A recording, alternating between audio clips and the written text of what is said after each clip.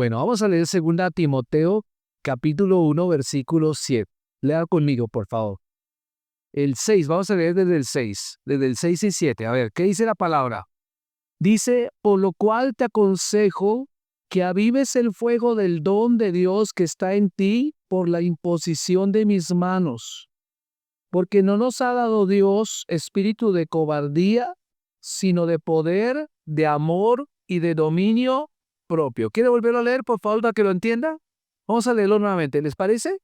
Lea conmigo, diga, por lo cual te aconsejo. ¿Qué es ese consejo? Avives el fuego del don de Dios que está en ti por la imposición de mis manos, porque no nos ha dado Dios espíritu de cobardía, sino de poder, de amor y de dominio propio. Bueno, cuando leemos esta carta a Timoteo, algo que es curioso de la carta fue escrita por el apóstol Pablo y de hecho fue el último escrito que él hizo en vida. La última carta que él escribió, de todas las 13 cartas que él escribió, fue la última. La última carta fue la de 2 Timoteo. Y son las palabras de alguien que sabe que va a morir en esos días. Son las palabras de una persona que es consciente que va a morir y que sabiendo que le queda poco tiempo, entonces tiene que saber elegir las palabras y los temas que va a decirle a una persona que ama. ¿Cuál es esa persona que ama? Timoteo. Entonces, estas son las palabras que le dice al Timoteo y note cómo es el corazón mismo de Pablo diciéndole del versículo 3, dice, doy gracias a Dios al cual sirvo desde mis mayores con limpia conciencia de que sin cesar me acuerdo de ti en mis oraciones noche y día, deseando verte al acordarme de tus lágrimas para llenarme de gozo, trayendo a la memoria la fe no fingida que hay en ti, la cual habitó primero en tu abuela Loida y en tu madre Eunice, y estoy seguro que en ti también, por lo cual te aconsejo que avives el fuego del don de Dios que está en ti por la imposición de mis manos, porque no nos ha dado Dios un espíritu de cobardía, sino de poder, de amor y de dominio propio. Y luego sigue diciendo, por tanto, no te avergüences de dar testimonio de nuestro Señor, ni de mí, preso suyo, sino participa de las aflicciones por el Evangelio según el poder de Dios. Y ahí encuentro algo, hermanos. Y quiero hablar acerca de caminar en nuestra autoridad. Camina en tu autoridad. Así es el título, camina en tu autoridad. Las palabras de Pablo a Timoteo, porque usted ve que Timoteo viene de una buena familia, donde la abuelita se preocupó por enseñarle a caminar en fe. Amén. Luego la mamá también le enseñó a caminar en fe. O sea que venía bien preparado. Posteriormente vemos que no sabemos nada del padre de Timoteo. Es un padre de origen griego. Pero lo que sí sabemos es que esa fe fue afianzada por un mentor como fue Pablo. Pablo fue un mentor para Timoteo, fue como un padre espiritual, no solamente lo preparó, sino lo lanzó y cuenta la historia que Timoteo terminó siendo pastor en la iglesia de Éfeso. Él terminó siendo pastor en la iglesia de Éfeso. Entonces, pero hay algo que es tremendo en esto. Cuando tú quieres servir al Señor, vas a darte cuenta que siempre el primer opositor para que sirvas al Señor es el mismo diablo. Es el mismo diablo. Nuestra lucha no es contra carne ni sangre. Nuestra lucha es contra principados, contra huestes de maldad que están en lugares celestiales. Y ellos quieren oponerse a que tú sirvas al Señor. Desde antes de que tú te hicieras cristiano, Él se oponía para que tú fueras cristiano. Pero tú fuiste cristiano y ahora ya como no puede arrebatarte la salvación, el propósito del diablo es estorbarte el servicio. Estorbarte para que seas útil en Cristo. Cuando tú recibes a Cristo en tu corazón, no solamente lo recibes para ser salvo, lo recibes es para servirle y para ser santo. Amén. Entonces viene una segunda etapa en cada persona que entrega sus vidas a Cristo. La segunda etapa es que el Señor lo empodera con dones y talentos, le da habilidades para servir en el cuerpo de Cristo. Pero entonces el diablo lo sabe. El diablo, el primero que sabe qué habilidades tienes tú, es el diablo, más que tú. Muchas veces nosotros no somos conscientes de qué habilidades tiene para servir en el pueblo de Dios, pero el diablo sí lo sabe y el diablo empieza a tratar de intimidarte. El diablo va a tratar de intimidarte. Y alguien decía una frase que me llamó la atención que decía, camina en la autoridad dada por Dios o el diablo la tomará y la utilizará en contra tuya. Vuelvo y te la repito, camina en la autoridad dada por Dios o el diablo te la arrebatará y la utilizará en contra tuya. ¿Y saben una cosa? Todos estos tiempos hemos visto cómo el diablo ha operado. El diablo ha tratado de colocar todo tipo de estorbos para desanimar al pueblo. Ha tratado de colocar problemas entre las familias, situaciones adversas, tragedias, cosas, malos entendidos. Todo lo hace para tratar de que la gente se aparte de la iglesia y se aparte del camino del Señor. Más sin embargo, también debemos recordar que Dios utiliza las circunstancias y las personas con el fin de prepararnos para cumplir su llamado para nuestras vidas. Entonces, lo que el diablo viene a traer como un obstáculo para nuestras vidas, el diablo lo usa para que nosotros crezcamos en carácter. Amén. Entonces, ¿qué es lo que Dios? Pero yo dije, Dios lo usa. Gracias por poner atención. La única que estaba atenta. Los demás comido con entero. Entonces, ¿Dios usa qué? Las circunstancias, ¿para qué? Para que crezcamos ¿en qué? En carácter. O sea, que Dios no quiere que tú seas siempre la misma persona. Cuando llegamos al camino del Señor, usted se encuentra que uno es todavía mimado. Uno todavía quiere que lo estén consintiendo. Todavía quiere que lo oren por uno y uno no quiere orar. Todavía quiere que estén pendiente de uno. Y resulta que en tiempo donde ya usted deja de ser niño y pasa a ser un adolescente espiritual, y de adolescente espiritual pasamos a ser un adulto espiritual. Ese es el proceso que Dios ha puesto en cada uno de nosotros, que si nacemos espiritualmente, crezcamos también y empecemos a su debido tiempo a dar fruto. Entonces, note algo, que vienen circunstancias, van a venir problemas, van a venir situaciones difíciles en nuestras vidas, donde el diablo las va a usar para desanimarnos, pero Dios las va a usar para que crezcamos en carácter. Entonces, hay una herramienta que el diablo utiliza regularmente y se llama la intimidación. Diga conmigo, intimidación. Y cuando tú averiguas qué es la intimidación, según la Real Academia de la Lengua, se define como una conducta repetitiva e intencional que busca dañar o atemorizar a una persona. ¿Me entiende? ¿Cuál es una conducta repetitiva? Es una conducta intencional que busca dañar o atemorizar a una persona quien suele estar en una posición de menor poder o apoyo. Eso es lo que hace la intimidación, tratar de anular a esa persona a través del miedo, a través del temor. Entonces, miren que el diablo utiliza el temor como un sutil ataque de intimidación. Y a raíz de la intimidación, es el temor, es el miedo que podamos desarrollar, el temor que hace que la gente se enfoque en sí misma, el temor que hace que la gente deje de desarrollar talentos porque le da pena hacer cosas. Por ejemplo, Timoteo en este texto, Pablo le tiene que decir, porque Dios no te ha dado un espíritu ¿de qué? De cobardía, sino de poder, de amor y de dominio propio.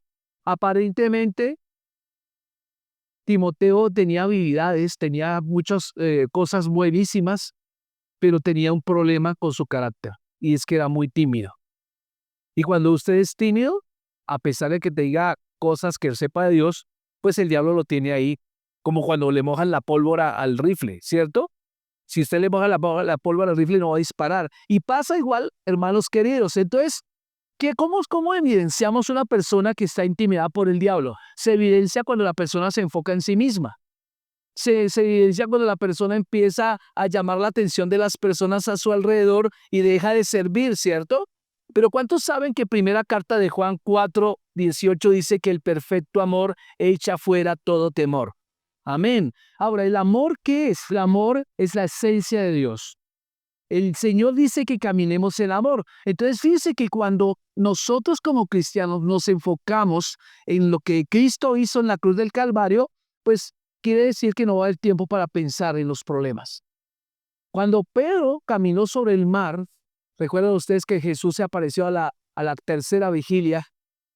Inmediatamente la gente creyó que era un fantasma y se asustaron. Y entonces Jesús les dice, no teman, soy yo. Entonces Pedro reconoció la voz de Jesús y entonces Pedro le dijo, si eres tú, haz que yo camine a ti sobre el agua. ¿Fue así o no fue así? Y exactamente Jesús le dijo, ven, ven a mí. Y efectivamente Pedro fue el único de los 12 discípulos que descendió del barco y empezó a caminar sobre el agua. Sí, empezó a caminar, pero resulta que se levantó un fuerte viento, se levantó una marea tremenda y entonces, ¿qué pasó? Pedro quitó su mirada de Jesús y la puso sobre las circunstancias. Y cuando él puso su mirada sobre las circunstancias, fue en el mismo momento que Pedro empezó a hundirse. Muchas gracias. Muchas gracias. ¿Sí entienden lo que estoy diciendo? ¿Qué es lo que nos enseña esto? Pablo le está diciendo a Timoteo, mira, tú tienes un problema de carácter, tienes unas habilidades sobrenaturales, pero es importante que tus ojos estén puestos ¿en quién? En Cristo. Dios no te ha dado espíritu de cobardía, no te ha dado, sino te dio un espíritu de poder, de amor y de dominio propio. Y entonces descubrimos que la intimidación es un ataque sutil. ¿Y cómo es que el diablo opera? Opera cuando, sabiendo que tú tienes habilidades, entonces se hace que te enfoques en ti mismo. Entonces tú dices, no, me da pena. Alguien le dice, bueno, vamos a pedirle el favor a fulanito de tal que nos dirija una oración aquí públicamente. Y la persona lo piensa, ve, ay, pastor, yo no soy la persona digna. No, yo creo que no soy digno. Es intimidación. Esa es la intimidación. ¿Por qué? Porque la persona dejó de poner sus ojos en Cristo y la puso en sí misma. Y entonces está buscando, y ¿qué hace la intimidación? La intimidación hace que tu orgullo salga a flote. Porque, ¿qué es el temor? Nada más, ¿qué es el miedo? Por ejemplo, a la pena, la defino la pena, es una expresión de orgullo. El que tú de pena servir al Señor es una expresión de orgullo tuya. ¿Por qué, pastor? Porque tú quieres quedar bien con la gente, no quieres quedar bien con Dios. O si no, pregúntale a David, cuando él siendo rey y traía el arca de Obed-Edom a la tierra, a Jerusalén, ¿qué hizo David? Siendo rey, se quitó sus vestiduras reales y se quedó literalmente desnudo. Desnudo significa que quedó con una túnica y empezó a danzar con las criadas y a danzar y a adorar a Dios. Y la única que le dio vergüenza verlo así fue la esposa. Mical lo vio desde la ventana y luego le reclamó, y qué ridículo te veías allá danzando con las criadas. Te veías totalmente ridículo. Y entonces él le dijo, de malas, como cierta vicepresidenta, dijo, de malas, ¿cierto? Porque Dios me eligió a ti, me eligió a mí en lugar de a tu papá. ¿Saben una cosa? A David no le daba pena adorar al Señor. Y era el rey. No le dio pena. Eso daba a entender que era más importante el rey de reyes que él mismo. Eso es.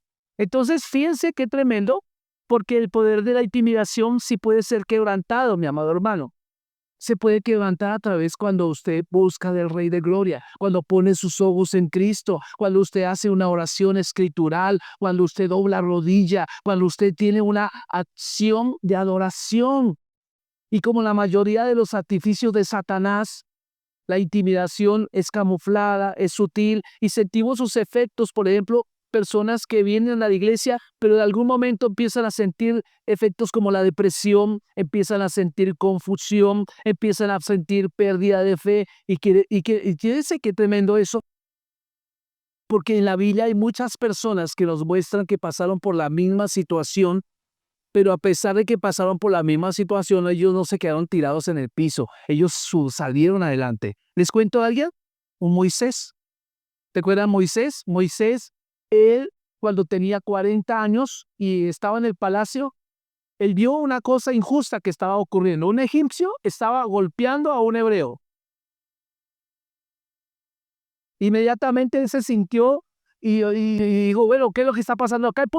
Y terminó matando al egipcio y lo enterró en la arena. Y al día siguiente salió a la calle nuevamente y vio 2 hebreos que estaban peleando entre sí. Les dijo, ¿por qué pelean? Y luego uno de ellos obvio, es que me va a matar como mató al egipcio. Inmediatamente se sintió intimidado. ¿Y cuál fue la acción de Moisés? Salió huyendo y corrió hasta el desierto de Madián. Y allá conoció a su suegro Jetro y a su esposa Séfora. Terminó siendo pastor de ovejas, algo que le habían enseñado en Egipto, que era algo aborrecible. El oficio de cuidar ovejas era un oficio aborrecible, pero terminó criando ovejas. ¿Qué pasó con Moisés? ¿Se sintió qué? Intimidado. Ahora, usted podrá preguntarse, pero qué injusto, ¿no? Terminó en el desierto, perdió el derecho a la herencia de ser el sucesor del faraón. No, porque Dios utiliza las circunstancias para crecer el carácter. Y allá, cuando Moisés terminó en el desierto, fue los 40 años donde Moisés aprendió que él sí puede ser alguien siempre y cuando dependa de Dios. ¿Sabe? 40 años. Y entonces ya cuando vio usted la zarza ardiendo allá y no se quemaba, entonces fue y se presentó y miró, ¿qué es esto tan curioso que está ocurriendo? ¿Por qué esta zarza no se quema? Y fue cuando el Señor le dijo, quita tu calzado porque el lugar donde estás, tierra santa es. Yo soy el que soy. ¡Wow! Y luego el Señor le invita, dije, yo te elegí a ti para liberar al pueblo de Israel.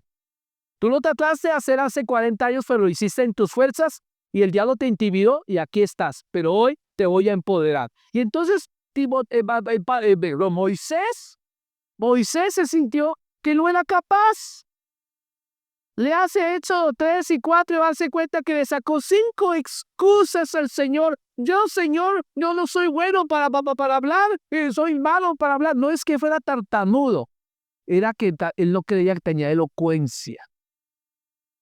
Porque nunca muestra que era tartamudo. No sé por qué le dio tartamudez a esa ella. Y no era tartamudo, era que le faltaba elocuencia. Entonces dice, no soy elocuente para hablar con el faraón. Y si voy a ti, ¿qué le digo? ¿Quién me mandó? Digo, yo soy, te manda. Y si yo hago tal cosa, ¿y por qué no mandas a otro mejor? Heme aquí, envíalo a él. No. Yo te estoy eligiendo a ti. Y aunque tengas un bajo concepto de ti, yo tengo un alto concepto de ti y vas a hacer lo que yo te mande a hacer. Y terminó haciendo lo que le mandó a hacer. Amén. Y tú vas a decir, Señor, yo no soy capaz para hacer esto. Pero Dios te dice, yo te elegí a ti. Este es un ejemplo. ¿Qué me opinan de Josué? Josué en el capítulo 5 de su libro, habían cruzado el río Jordán, habían circuncidado a esa generación que nació en el desierto. Todos estaban celebrando porque la circuncisión es una señal de un pacto. Pero Josué estaba mirando a Jericó y veía esas murallas tan grandes y decía, ¿y ahora cómo vamos a vencer esto? Y sabe una cosa, mientras todos estaban celebrando, el Señor se fijó en la preocupación de Josué y se aparece. Y se le aparece en Josué capítulo 5 y cuando Josué levanta sus ojos y ve a un hombre gigante y dice, y lo ve con una espada desenvainada y entonces se asusta y dice, ¿quién eres tú? ¿Eres de los nuestros o eres de nuestros enemigos? Y él le dice, ninguno de los dos, soy el príncipe de los ejércitos de Jehová. Te estoy diciendo a ti, no te preocupes porque esa ciudad va a caer. No, me dice así, le quité. Y note cómo fue la conquista de Jericó, que no fue con arietes. El ariete es un palo largo como un poste que se usa para tumbar puertas. No fue con escaleras, ni con catapultas, no fue con nada de eso, ni con cuerdas que se subieron por el muro, nada. El Señor le dijo, vas a hacerlo a mi modo. El modo es el siguiente, Josué capítulo 6. Le dio la instrucción. Vamos a organizar así. Adelante van a ir los grupos de alabanza. Después van a ir los sacerdotes. Después va a ir el arca y va así los organizó. Y van a dar una vuelta cada día de la semana alrededor del muro. Pero durante esa vuelta, todos van a tener el pico cerrado, ¿cierto? ¿El pico qué? Cerrado. Y entonces dieron una vuelta y calladitos. Y yo me puedo imaginar que los de Jericó no estaban quietos, ahí estaban inquietos. Mira, están dando la vuelta allí. Mira ya, tráiganse unos huevos. Tráiganse una piedra. Tiraban todo y ¡pum! Le caía el otro. Creo, cállate, no digas nada. Le cayó. Pero seguían seguir una vuelta cada día. Y el último día tenían que dar 7 vueltas. Y cuando vieron el séptimo día, están dando 7 vueltas. Y luego la última vuelta, ¿qué tenían que hacer? Gritar. Pero no era cualquier grito. Era un grito de alabanza. Acuérdense que hay un grupo de alabanza adelante. Entonces, ¿qué significa? Que las batallas se ganan es con alabanza. Las batallas se ganan es con adoración. Entonces, aquí ocurrió eso. ¿Y qué decimos de David? ¿Se acuerdan que David fue rechazado de la familia? Estaba haciendo el oficio que todo el mundo aborrecía. ¿Cuál era el oficio que todo el mundo aborrecía? Cuidar ovejas. Los hermanos mayores de David, todos estaban prestando el servicio militar y todos eran feos. todos, yo les dije a ustedes que para ser parte del ejército se necesitaba tener una característica de ser feo. Feo, feo, feo, porque los feos son los que inspiran miedo. ¿Sí o no? Porque si usted se encuentra uno con cara de ángel por allá y que es del ejército, ay, usted se siente es como el gato con botas, ¿cierto? Eran feos. Hay cosas en la Biblia que usted no comprende. Por ejemplo, mucha gente cree que Sansón era mamelludo, que era así. No, más flaco. Era flaco. Era flaco. Realmente no, el texto nunca nos dice que Sansón era así de brazos gordos. ¿Cierto? No. Él era una persona común. Pero ahí vamos a ver que la fuerza que le dio Dios a Sansón fue el Espíritu Santo. Y se encuentra el común denominador. Todo el libro de los jueces y todo el tiempo de ahí movimientos proféticos siempre dice el Espíritu vino sobre, el Espíritu vino sobre, el Espíritu vino sobre. Por ejemplo, vino sobre Saúl y profetizó. Vino sobre Elías y hizo lo que hizo. Vino sobre... Y todo esto hizo. Fue el Espíritu Santo. No fue de que la habilidad de cada quien, fue el Espíritu Santo. Cuando Cristo hizo su ministerio terrenal acá, no fue por él. La gente cree que es que Cristo fue Dios en esta tierra. No, Él se despojó de ser Dios. Dice Filipenses 2:5 que Él no estimó ser igual a Dios como cosa que aferrarse, sino que se despojó a sí mismo, tomando forma de hombre. Y se humilló hasta la forma de ser siervo. Entonces, ¿cuál fue el secreto de que Cristo hiciera los milagros que hizo? El Espíritu Santo. El Espíritu Santo le decía qué hacer. Le decía, escoge estos 12 hombres, escoge esto, haz esto, y a tal cosa. Él es el que le revelaba lo que pensaban los religiosos de la época, era el Espíritu Santo. Pero aquí volviendo al tema, vamos a ver que Josué fue intimidado por una preocupación, pero esa preocupación fue solventada. ¿O qué opinan ustedes de David, por ejemplo, que era el pequeñito? Y cuando eligieron al sucesor de Saúl, pasaron los 7 hermanos de David. Pero Samuel quedó perplejo, dijo, pero ¿cómo así? Y entonces el Señor le dice, no mires a tu parecer, porque el hombre mira la apariencia, pero Dios mira ¿qué? El corazón. Y le pregunta al papá de David, a Yesé, le pregunta, ¿y no tienes más hijos? Qué pena, sí, el chinito está cuidando las ovejas. Hágame el favor, me lo llama ya. Me lo llama ya, el que le habló así, me lo llama ya. Y llegó el día de la conquista, cuando fue a llevarle unos bocadillos con queso, unos tamales, unos envueltos a sus hermanos. Entonces llegó allá y vio la lucha y vio todo el problema que había acá, qué es lo que está pasando, quién es ese barrigón que está diciendo esas cosas y qué le dan a qué le dan al que tumbe a ese gordo. Yo he tumbado gordos como ese, osos y todo eso.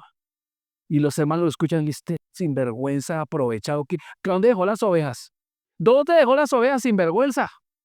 Yo sé que usted y la curiosidad lo mata y vino aquí a mirar qué es lo que pasaba. No, mi papá me mandó con un oficio.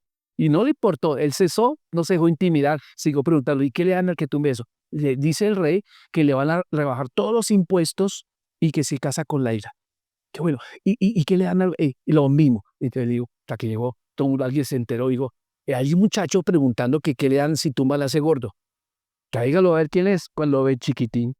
Usted se queda tumbar. Usted es el que va a tumbar al Goliat. Digo, sí, señor, sí, porque yo cuando estaba en el aprisco, yo derroté al oso y derroté al león. Y yo también sé que Dios me da la fuerza para derrotar. Entonces, bueno, está bien, si tú lo dices, le puso la armadura y la armadura le quedaba como, le quedaba flotando. El casco le quedaba flotando, le quedaba todo. Digo, no, quíteme esta cosa, yo no entrené con esta cosa, estas son obras de hombre, yo lo voy a hacer al modelo de Dios. ¿Y sabe la cosa? Fue al río, cogió 5 piedras lisas. Y le dijo cantidad de cosas. David le resbaló como pescado. No le hizo caso. Y entonces le dice, tú vienes a mí con jabalina, vienes a mí con espada, pero yo voy aquí en el nombre de Jehová de los ejércitos. Y hoy mismo, tu carne va a ser comida por las aves de los hilos y las bestias del campo. Y sabe una cosa, el gorro se vino, porque tenía este escudero, ¿no? Eran 2 contra 1. Bueno, 2 contra medio. Y ese vino, y cuando de repente este chico sacó la piedra lisa y hermano, ¿quién le pegó a quién? Yo le iba a decir, David tiró la piedra, pero quien la hirió fue Dios. Porque este hombre tenía todo el cuerpo en la armadura y solamente tenía un pequeño orificio acá que le pendía. ¿Y por dónde entró la piedra? Ahí cayó.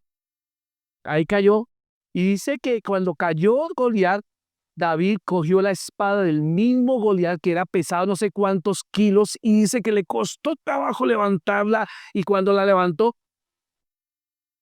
le cortó la cabeza. ¿Sabe una cosa? El rey Saúl era el más alto del pueblo. Ese era el que debió haber enfrentado al Goliat, pero él más intimidado. Vino un pastorcito que no había estado en el servicio militar, sino en el servicio doméstico, y fue el que venció a ese Goliat. ¿Qué opinan ustedes, mi amado hermano, de un Jeremías que el Señor llama y le dice, te llamo y no digas que soy un niño, porque a lo que yo te mande irás? No te sientas intimidado. ¿O qué opinan ustedes de Sadrach, Mesach y Abednego, que cuando se les obligó a postrarse delante de la estatua del rey Nabucodonosor, ellos rehusaron a adorar esa estatua? Dijeron, no importa, rey, no importa, si Dios no nos salve, nosotros no nos vamos a postrar. Y sabe la cosa, los echaron al horno 7 veces calentado, hasta los que lo echaron se murieron. Sí. Pero ahí cuando se dio cuenta, los 3 estaban dando vueltas allí en medio del fuego y había un cuarto hombre que parecía el hijo de los dioses. ¿Sabe quién es? Jesucristo estaba ahí. Jesucristo está en medio del fuego, Jesucristo está en medio de la tormenta. Eso. Ahora entendemos a Pablo cuando decía en Romanos 1:16, no me avergüenzo del evangelio porque es poder de Dios. ¿Usted se avergüenza del evangelio? Dios quiere que usted sepa que Dios. Y ahora, Timoteo tenía que hacer lo mismo. Ahora, quiero decirle algo. Lo primero, es importante entender que hay un lugar de habitación o posición en el Espíritu que tenemos como creyentes en Jesús. Esa posición viene de autoridad. El Salmo 91 dice, el que habita al abrigo del Altísimo morará bajo la sombra. Usted no tiene por qué salirse bajo el abrigo del Altísimo.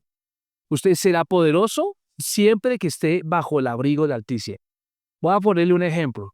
Los tiburones son letales siempre y cuando estén en el agua. ¿O no? Sí. Pero saque un tiburón del agua a ver qué pasa. Ya dejan de ser letales. ¿Me explico? Usted es un tiburón y el agua a la cual Dios le ha llamado a estar es la presencia de Dios. Ahí eso de usted es letal. Por eso, una de las maneras en que el diablo va a operar para sacarlo a usted del propósito de Dios es sacarlo del agua, sacarlo de la presencia de Dios, sacarlo del redil. ¿Para qué? Para que usted esté en el terreno del diablo y allí el diablo señorea. ¿Entiende? Entonces, allí es donde tenemos que aprender, amados hermanos, que no vamos a tener en ese momento, a menos que tengamos la cobertura de Dios, no tenemos autoridad. Entonces, la autoridad es lo que el diablo te quiere arrebatar. La autoridad, mi amado hermano, que esa que te dio Dios, ¿cierto? Dice que Él la tomará y la utilizará en tu contra. Y eso no solamente te va a afectar a ti, por ejemplo, personas que dejan de venir a la iglesia, que dejan de orar y que se meten de pronto en cuentos del mundo, pues la gente cree equivocadamente que solo lo afecta a ellos. Eso es mentira. Afecta también a aquellos que te rodean. Una persona que deja de buscar de Dios, no se afecta solo a ella, sino afecta también a su familia, a sus amigos, porque ellos lo tienen como un ejemplo. ¿Me explico lo que le estoy diciendo? Por eso hay varias escrituras pertinentes en nuestro lugar de autoría en el Espíritu. Por ejemplo, usted mira el Salmo 31:1 que le acabo de mencionar. El Señor quiere que usted permanezca en ese lugar. Los creyentes ocupamos un lugar en el Espíritu. Entonces, es imperativo que tú como creyente no solo conozcas el lugar, sino que también funciones en ese lugar donde Dios te puso. El lugar donde Dios te puso es tu iglesia. El lugar donde te puso es estar compartiendo con los hermanos. Ahí es donde tú vas a fluir. ¿Me entiendes? Que si tú te alejas de la iglesia y de los hermanos, entonces vas a estar a expensas del diablo. Porque mucha gente dice, no, yo no voy a la iglesia, yo también, porque Dios está también en la casa y la presencia de Dios también. Sí, es verdad, Dios se presenta en tu casa, pero se presenta más en la iglesia. Porque es que allí donde se juntan todos los hermanos que tienen la misma fe. No es lo mismo adorar a Dios en la casa y viendo a enlace, ¿cierto? Porque nos alimentamos de solo enlace. Hermano, eso no es, el enlace no es, pero fuera de culto, ¿no? Sí, es por eso. Por eso Pablo, cuando criticaba a los corintios en 1 Corintios 11 y el versículo 16 en adelante, él estaba hablando a los corintios porque había gente que no entendían esto. La idea de la cena del Señor es que usted comparta con los hermanos. Son los hermanos con los que esté. Entonces Dios quiere la unidad en el pueblo. Entonces por eso, amados hermanos, tienes que saber qué lugar te dio Dios. Dios te ha dado una autoridad, pero esa autoridad te la da siempre y cuando fluyas en el lugar donde Dios te puso. Amén. Entonces por eso, esa posición de autoridad puede ser perdidas o robadas. Por ejemplo, ¿cuántos saben de Judas Iscariote? Judas Iscariote anduvo con Cristo los 3 años de ministerio de Jesús y comía del mismo plato. Pero a pesar de que estuvo con Jesús, Judas nunca fue transformado. Increíble. Uno podría pensar, si está con Jesús, tiene que ser transformado. Y nunca hubo cambio en Judas. Al contrario, Judas se endureció más en su corazón. Y ¿sabe una cosa? Lo que pasó en Judas fue que el diablo le robó la oportunidad de ser una persona conforme al corazón de Cristo. Entonces él permitió que se le robara esa autoridad y Judas perdió esa autoridad por la transgresión que hizo. Si usted mira ya Hechos 1, 16 al 17, el Señor cuenta, Pedro cuenta cómo Judas perdió ese lugar. Pero ¿qué me pidan ustedes de Adán y Eva? Adán y Eva en Génesis 1, 26 al 28 dice, hagamos al hombre conforme a nuestra semejanza, ¿cierto?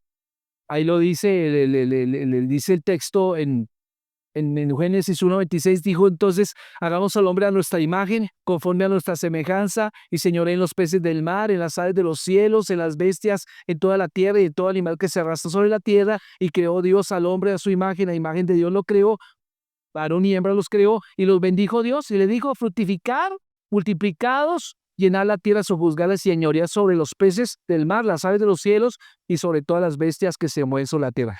Dios le había dado a Adán y Eva autoridad. Ellos, despedidos, ¿quién seguía? Adán y Eva. Ellos tenían la capacidad de dominar, de señorear, de administrar. Pero ¿qué ocurrió? El diablo supo de esa autoridad, inmediatamente se les apareció una instrucción que el Señor le dio en Génesis 1, en el Génesis 2:17, de todo árbol del huerto pueden comer, más del árbol que está en medio del huerto, que es el árbol de la ciencia del bien y del mal, no coman de él, porque el día que coman de él, ciertamente ¿qué? Morirán. ¿Y qué es la palabra morir? La palabra morir es quedado separado de Dios. Pueden comer de todo árbol del huerto, pero este árbol no. Eso es un símbolo de autoridad y cada vez que ellos veían ese árbol, tenían que recordar que ellos, a pesar de que tenían dominio sobre toda la tierra, hay una autoridad sobre ellos. Ese árbol les recordaba que hay una autoridad sobre ellos. ¿Me entiende? No fue una trampa, una cáscara que Dios les puso, fue un recordatorio de que hay un Dios sobre ellos. Pero el diablo utilizó eso. Entonces, si usted mira Génesis capítulo 3, dice que la serpiente era el animal más astuto que había en el huerto. Y no es que fuera una serpiente, aparentemente la serpiente que describe acá tenía patas y tenía manos. Y esto era como una lagartija tal vez. Y entonces dice que el diablo tomó la forma de serpiente, algo común, algo que veían ellos todos los días. Y entonces les digo, con que Dios, cuestiono la palabra, con que Dios les ha dicho a ustedes que no coman de ningún árbol del huerto. Eso dijo el diablo. Pero eso fue lo que dijo Dios. Eva se levantó y dijo, no, eso no es cierto. Dios dijo que podíamos comer de todo árbol del huerto, pero este árbol no podemos comer de él ni tocarlo. Él le agregó, ni tocarlo. Entonces el diablo, como vio que Eva estaba bien documentada, conocía algo de la voluntad de Dios, entonces le dijo, ¿sabe Dios que el día que ustedes coman de ese árbol, serán semejantes a Dios, conocedores del bien y del mal? Y entonces cuando dijo eso, Eva vio que el fruto era apetecible, y dijo que era para alcanzar sabiduría, ser como Dios, pero si ya era como Dios, ¡qué brutos! Les olvidó Génesis 1:26, hagamos al hombre conforme a nuestra imagen y semejanza. Ya lo eran, cayeron en la intimidación, cayeron en el error, y entonces comieron del fruto, y dice que inmediatamente se les abrieron los ojos, y dice que se vieron desnudos. ¿Qué fue? ¿Cómo así? ¿Acaso no estaban desnudos? ¿Qué era que cubría a ellos? Le voy a decir una cosa, lo que cubría a Adán y Eva era la gloria de Dios.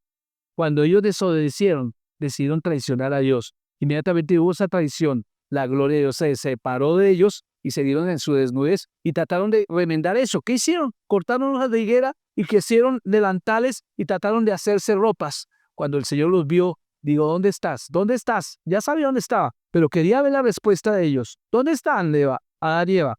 Hasta que aparecieron y dijo, Señor, Comieron del fruto que le dije que no comieran. Adán inmediatamente, el Señor le reclamó fue a Adán, no a Eva. Porque Adán era la persona que Dios le había autoridad. Le dijo, y Adán le dijo, esa mujer que tú me diste, esa mujer fue la que la embarró. Y luego la mujer dijo, no, yo no fui, pues esa serpiente. ¿Sí o no? Se empezaron a echar culpas unos a otros. Eso viene del fruto del bien y del mal.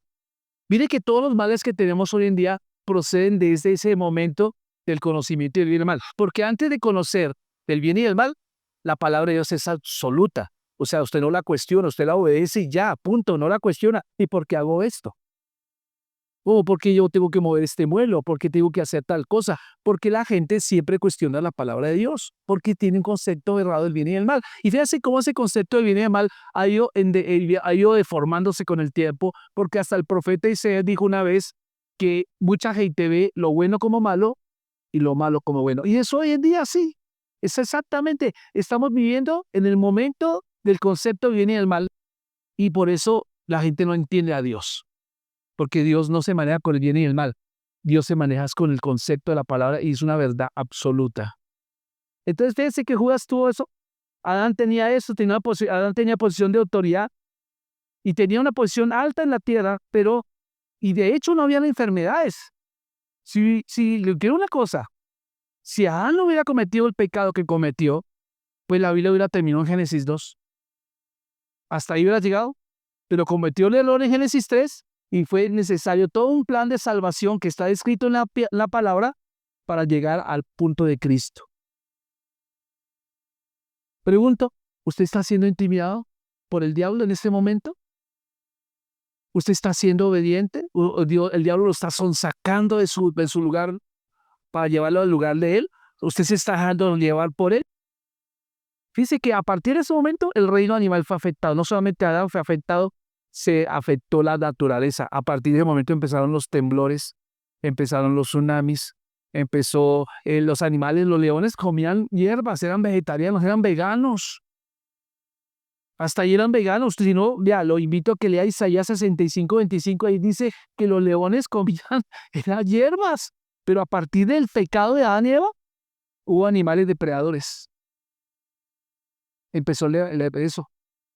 ¿Se da cuenta? Todo lo que el mal que se hizo. Y por eso Pablo, cuando habla de Romanos, dice que la tierra está gimiendo a una, esperando su redención. Con dolores de parto está sufriendo la tierra, porque quiero decirle que la tierra fue maldecida. O sea, nada se salvó de los efectos de la desobediencia de Adán. Amén. Hubo una pérdida del orden divino, una pérdida de autoridad por parte de Adán. El enemigo había tomado la autoridad dada por Dios a Adán y la estaba usando en contra del mismo Adán. Entonces ahí empezamos a ver que gracias a Dios el Señor le sacó a Adán y Eva del huerto del Edén, los expulsó. Y uno dice, es que estaba pidiendo a Dios. No, lo hizo por amor. Porque ¿cuál era el peligro? Había otro árbol en el huerto del Edén. Era el árbol de la vida, que es un tipo de Jesús. ¿Qué hubiera pasado que en una condición Adán y Eva hubieran comido el árbol de la vida? Eternamente habrían quedado separados y hubiéramos quedado eternamente separados de Dios y no había nada que hacer. Por eso el Señor tuvo que mandar unos ángeles que estuvieran batiendo unas espadas allá para alejar al hombre y se alejaron. Y ahí empezó el plan de salvación en Génesis 3:15, donde el Señor le dice a la serpiente que el Señor la pisotearía la cabeza, mas la serpiente mordería el calcañar de la simiente de la mujer. ¿Cómo le parece? ¿Dónde se cumplió eso? En la cruz del Calvario. Amén. Entonces, por eso, mi amado hermano, le quiero decir de que la autoridad de Cristo ya fue restaurada en nuestras vidas. Cuando Cristo murió en la cruz del Calvario, Él restauró esa autoridad para nosotros. No se la restauró a todo el mundo. Por eso el Señor dice en Marcos capítulo 16, versículo 15, id y predicar a toda criatura, no dice a todo hijo. O sea, las personas que no tienen a Cristo del corazón son simplemente criaturas o creación, pero no son hijos. O sea, no tienen derechos, no tienen herencia. ¿Entiende? Pero en Juan 1:12, ¿qué hizo? Mas a todos los que le recibieron, a los que creen en su nombre, les dio la potestad de ser hechos hijos de Dios. O sea, les da autoridad, les da herencia. Y yo le pregunto a usted, hermano, en esta mañana, ¿usted está caminando en la autoridad que Jesús le dio? ¿Quiere caminar en esa autoridad? Dígale, Señor, yo quiero caminar eso. Yo quiero caminar esa autoridad. Y por eso Pablo ora regularmente por las iglesias para que ellos reconozcan quiénes son en Cristo. Usted no es cualquier accidente de la naturaleza, pero usted sí tiene una responsabilidad delante de Dios, y es que usted no puede salirse del ámbito de protección de Dios. Miren, ¿sabe cuál es mi temor como pastor? Se lo voy a confesar. Y quiero ser muy, muy honesto con ustedes. Mi temor es que Jesús venga ahorita y muchos de ustedes se queden. Con Dios no se juega. Gálatas 6:6 dice, no os engañéis, Dios no puede ser burlado. Todo lo que el hombre sembrare, eso mismo segará. Jesús dijo una vez, muchos se acercarán en aquel día y me dirán, Señor, Señor, en tu nombre hicimos milagros, en tu nombre echamos fuera demonios, y yo les diré, apartaos de mí, hacedores de maldad, nunca os conocí. Amados hermanos, si usted es cristiano, tiene que serlo en todo el sentido de la palabra. Jesús viene en cualquier momento y se va a llevar a los suyos. No a los que dicen ser suyos, sino a los suyos. Y para saber si soy yo de Él, yo tengo que andar con un corazón siempre diciéndole al Señor, gracias porque me salvaste en la cruz del Calvario. Gracias por lo que hiciste. Pues de pie vamos a orar. Que el Señor nos ayude a caminar en la autoridad que el Señor nos ha dado.